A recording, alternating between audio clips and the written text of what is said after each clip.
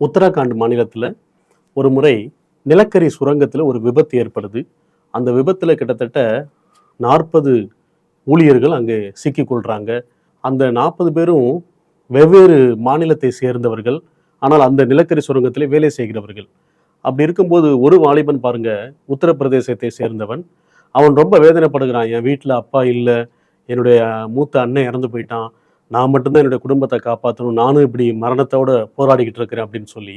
அப்போ மற்ற மாநிலத்தை சேர்ந்த எல்லா தொழிலாளர்களும் அவன்கிட்ட சொன்னாங்களாம், இந்த எப்படியாவது நம்மளை இந்த பேரிடர் மீட்பு குழுவினர் நம்மளை மீட்டுருவாங்க, அப்போ முதல்ல நீ தான் வெளியில் போகணும், நீ வாழணும் இந்த உலகத்தில், நீ தைரியமாயிரு அப்படின்னு சொல்லி அவனை தேற்றுனாங்களாம். அதே போல் பேரிடர் மீட்பு குழுவினர் வந்து அவங்கள காப்பாற்றின உடனே இந்த மற்ற தொழிலாளர்கள் அந்த வாலிபனை முதல்ல வெளில கொண்டு போக சொல்லி சொன்னாங்களாம். எல்லோரும் சந்தோஷப்பட்டாங்களாம் இதை பார்த்தவங்க. 1 தெசலோனிக்கே 4:18 சொல்லுது, இந்த வார்த்தைகளினாலே நீங்கள் ஒருவரை ஒருவர் தேற்றுங்கள். நாம் எதற்காக அழைக்கப்பட்டிருக்கிறோம்? மற்றவரை தேற்றும்படியாக, மற்றவருடைய காயங்களை ஆற்றும்படியாக, மற்றவர்களை ஏற்றுக்கொள்ளும்படியாக அழைக்கப்பட்டிருக்கிறோம். இதை நாம் செய்யும்போது கிறிஸ்துவனுடைய பிரமாணத்தை நாம் நிறைவேற்றுள்ளா இருப்போம்.